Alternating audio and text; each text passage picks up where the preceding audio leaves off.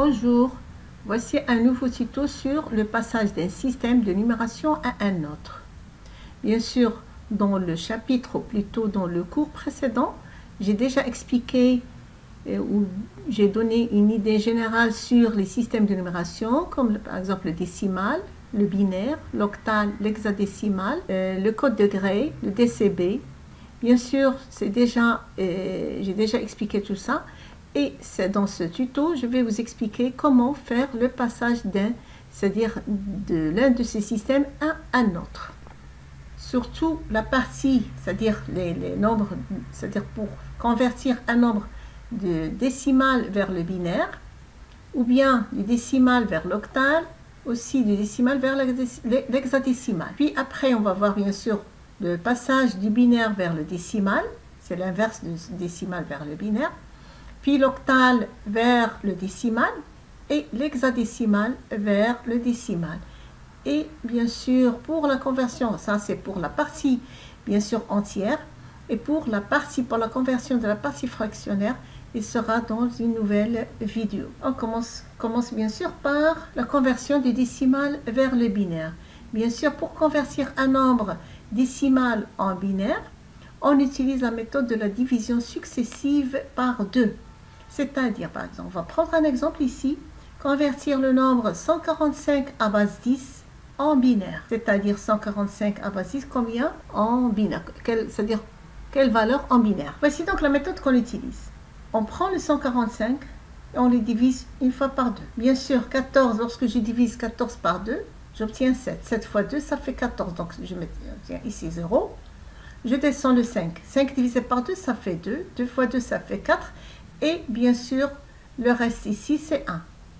Donc, je laisse ce 1, parce que je ne vais pas mettre de virgule. Je laisse ce 1 ici. Et puis, je prends le 72, je le divise par 2.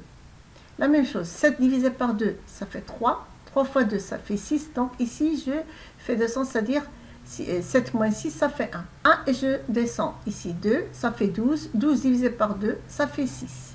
6 fois 2, ça fait 0. Donc, le reste ici, c'est 0. La même chose. Donc, je passe ici, j'obtiens 36. 36 divisé par 2, ça fait 18. Donc, ici, le reste, c'est 0. Chaque fois que je trouve un nombre pair, bien sûr, le reste, c'est 0. Et lorsque je trouve un nombre impair, le reste, c'est 1. Et je continue. 18 par 2, ça fait 9. Ici, c'est 0. 9 divisé par 2, ça fait 4. Et ici, c'est 1. Puis après, 4 divisé par 2, ça fait 2. Le reste ici, c'est 0. 2 divisé par 2, ça fait 1. Et le reste, c'est 0. Bien sûr, 1 fois 2, ça fait 2. 2 moins 2, ça fait 0. Et ici, c'est 1 divisé par 2. Je vais jusqu'à ce que j'obtiens comme le quotient 0. Toujours. Il faut arriver jusqu'à ce que vous obteniez comme, c'est-à-dire en quotient, la valeur du quotient, c'est 0. Et bien sûr, pour écrire 145 à base 10 en binaire, je commence par du bas vers le haut, en allant comme ça. C'est-à-dire, je vais écrire ici 1, en commençant par celui-là.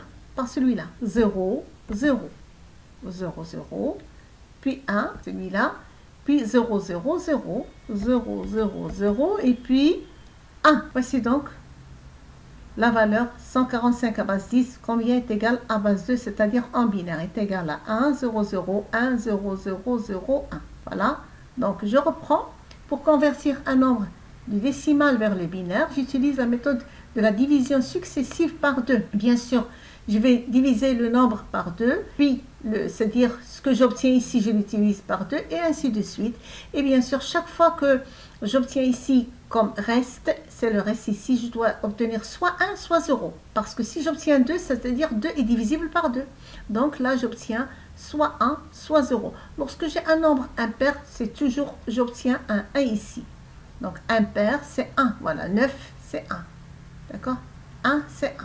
Par contre, pour les nombres pairs, c'est toujours, j'obtiens un 0 comme, c'est-à-dire comme reste. Voilà, donc ça, c'est la méthode de la division successive par 2. Je l'utilise pour le passage du décimal vers le binaire. Maintenant, je vais passer à la deuxième conversion. Conversion du décimal vers l'octal. Du décimal vers l'octal. la même méthode, mais cette fois-ci en utilisant, bien sûr, la division successive par 8. C'est-à-dire parce que je vais passer du décimal vers l'octal, c'est-à-dire là, c'est-à-dire l'octal, il n'utilise que 8 chiffres, c'est-à-dire de 0 jusqu'à 7. Donc, le même nombre, 145 à base 10 en octal, ça va donner 145 divisé par 8, ça fait 18, donc je vais vous donner comment la méthode. Donc, c'est-à-dire 14 divisé par 8, ça fait 1. 1 fois 8, ça fait 8. C'est-à-dire, je soustrais le 8 du 14, ça va me donner 6. 65 divisé par 8, c'est-à-dire, c'est 8, parce que 8 fois 8, ça fait 64. Donc, ça va rester 1. Ça peut rester plus, hein, jusqu'à 7. Normalement, jusqu'à 7, parce que normalement, le 7 qui n'est pas divisé, qui ne doit pas être divisé par 8. Parce que si j'obtiens ici 8, d'accord, ou 9, bien sûr, ça sera divisible par 8. La même chose, le 18, c'est-à-dire je divise 18 par 8. 2, ça fait 2. 2 fois 8, ça fait 16. Et 18 moins 16, ça fait 2. Et la même chose ici, 2 divisé par 8, c'est pas possible parce que 2 c'est plus petit que 8, donc j'obtiens 0. Donc le reste c'est 2, c'est-à-dire ce 2, je le descends ici. Et la même chose que tout à l'heure, pour écrire 145 à base 10 c'est-à-dire à base 8, je vais utiliser, c'est-à-dire je vais écrire 2, 2, 1.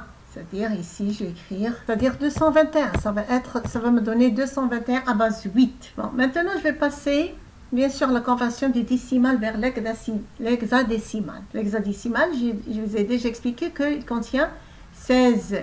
Il y a c'est-à-dire l'hexa, c'est-à-dire 6, puis 10. C'est-à-dire 16, où il y a des chiffres et des caractères, c'est-à-dire de 0 à 9, et puis A, B, C, D, E, F. Bien, on va utiliser la division successive par 16. Donc, exemple, on prend 185 maintenant, à base 10, en hexadécimal, ça va donner quoi? Donc, je divise. 185 divisé par 16, ça fait. Je divise 18 par 16, ça fait 1. 1 fois 16, ça fait 16. Donc, moi, ici, j'ai utilisé c'est-à-dire toute la méthode, d'accord, tous les calculs. Donc 18 moins 16, ça fait 2, et je descends ce 5. 25 divisé par 16, ça fait 1. 1 fois 16, bien sûr, ça fait 16. Voici 16. Donc 25 moins 16, ça fait 9. Je laisse ce 9 parce que 9 n'est pas divisible par 16. Puis ce 11 là, le 11 divisé par 16. Donc ça va donner, puisque 11 est inférieur à 16, ça va donner 0. Et puis ici, c'est le reste, c'est bien sûr, le reste c'est 11. Alors, comment écrire ce nombre? 11, bien sûr, si vous vous rappelez, dans le tableau que je vous ai montré, c'est-à-dire contenant, voilà, je descends directement vers le tableau, pour le rappel. Alors, 11, c'est quoi? 11 en décimal, ça me donne B en hexadécimal. Donc, je reprends ici 11 en décimal, B en hexadécimal.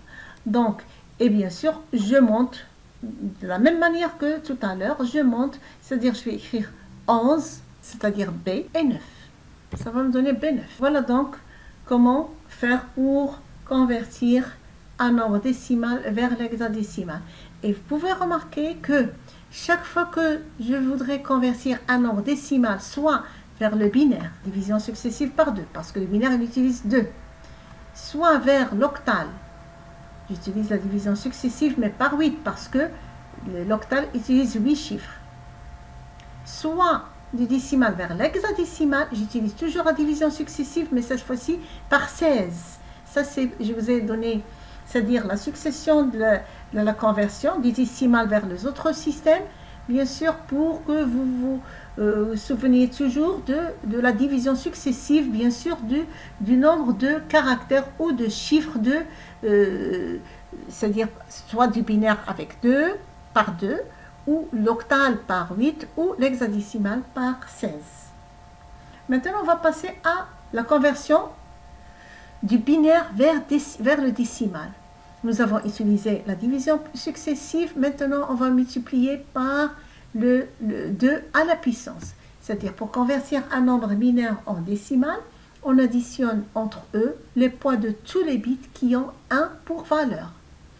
Je voudrais, donc dans cet exemple, vous allez bien comprendre. Pour convertir le nombre, par exemple, voilà, 1, 0, 0, 1, 0, 0, 0, 3, 0, 1, j'ai pris le même nombre que tout à l'heure.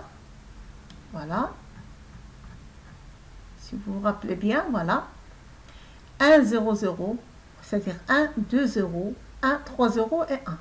On va voir. Voilà, 1, 2, 0, 1, 3, 0 et 1. J'ai pris le même nombre en binaire et maintenant, je voudrais le convertir en décimal. Comment la méthode que je vais utiliser? Je vais utiliser la méthode de la multiplication de la puissance 2 à la puissance.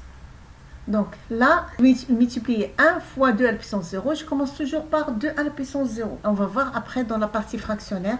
Bien sûr, on va aller dans les 2 à la puissance moins 1, moins 2, moins 3, etc. Donc 1 multiplié par 2 à la puissance 0, voilà. Je fais la correspondance 1 avec 2 à la puissance 0. Le deuxième bit, c'est par 2 à la puissance 1. Le troisième, c'est 2 à la puissance 2. 2 à la puissance 3, 2 à la puissance 4, 5, 6, 7, 8, 9 et ainsi de suite. Donc là, je multiplie 1 multiplié par 2 à la puissance 0. 2 à la puissance 0, c'est toujours 1. X à la puissance 0, c'est 1. Donc, 1 multiplié par 2 à la puissance 0, c'est 1. 0, ici, c'est 0. Multiplié par 2 à la puissance n'importe, c'est 2 à la puissance 1, c'est 0. 0 multiplié par 2 à la puissance 2, c'est 0. 0 multiplié par 2 à la puissance 3, c'est 0.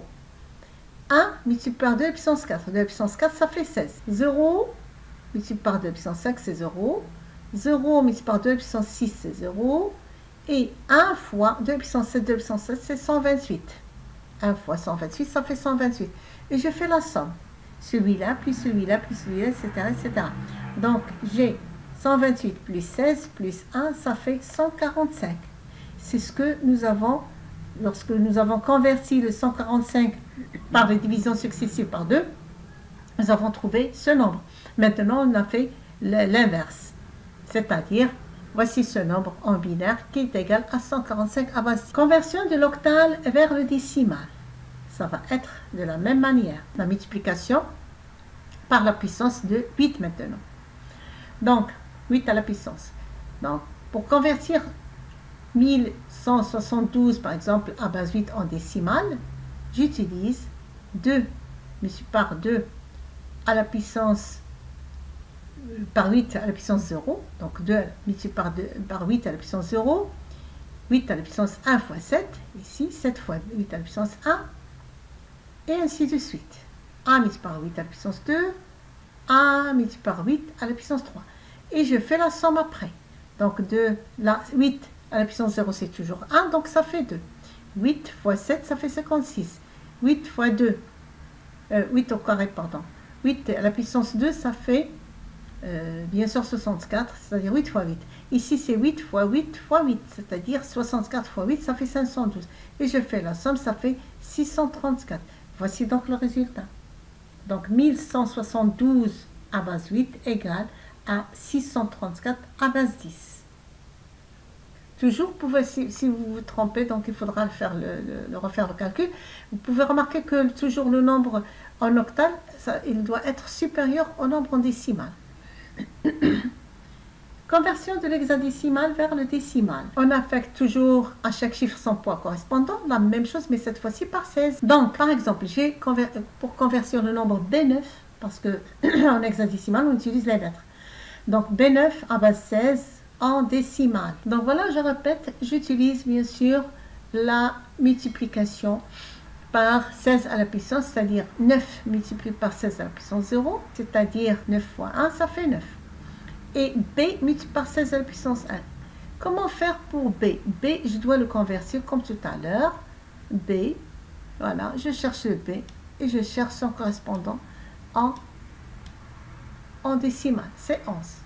Donc voilà. Donc ça fait B multiplié par 16 à la puissance 1, c'est-à-dire 16. Donc ça fait 11 multiplié par 16, qui est égal à, bien sûr, 176. Et voilà, je fais la somme, celle-là plus celle-là, ça va me donner 185. D'où le résultat, B9 à base 16 il va être égal à 185 à base 10. Voilà, je vous laisse donc une liste des exercices à faire par vous-même et bien sûr avec le corrigé. Voici donc la liste des exercices. Voilà. Donc, vous allez convertir le nombre suivant, par exemple 278 à base 10. Il faudra le convertir en base 2, c'est-à-dire en binaire. Puis 278 à convertir en octal. Puis le même nombre à convertir en hexadécimal. Deuxièmement, un nombre en binaire. Voici donc 1, 1, 1, 2, 0, puis 1, 1 et 0. À base 2, il faudra le convertir en décimal. La même chose ici, 5762 à base 8, il faudra le convertir à base 10. C5F à base 16, il faudra le convertir à base 10. Voici donc, vous allez prendre cette liste d'exercices et après vous la faites. Et voici donc, une fois que vous l'aurez terminé, vous passez au corrigé. Et voici donc les résultats de ces conversions. Donc, je vous laisse avec ces exercices et bien sûr, au prochain cours concernant bien sûr la partie fractionnaire. Comme par exemple, supposons 278,53 ou c'est-à-dire il y a une virgule, il y a des décimales. Donc, à convertir, on va voir c'est-à-dire la méthode de conversion de la partie fractionnaire. Et après, bien sûr, on va voir dans un autre cours le passage c'est-à-dire du binaire vers le hexadécimal, du binaire ou de l'hexadécimal vers le binaire, le code degré aussi, et ainsi de suite. Donc, je vous laisse avec ces exercices et à la prochaine.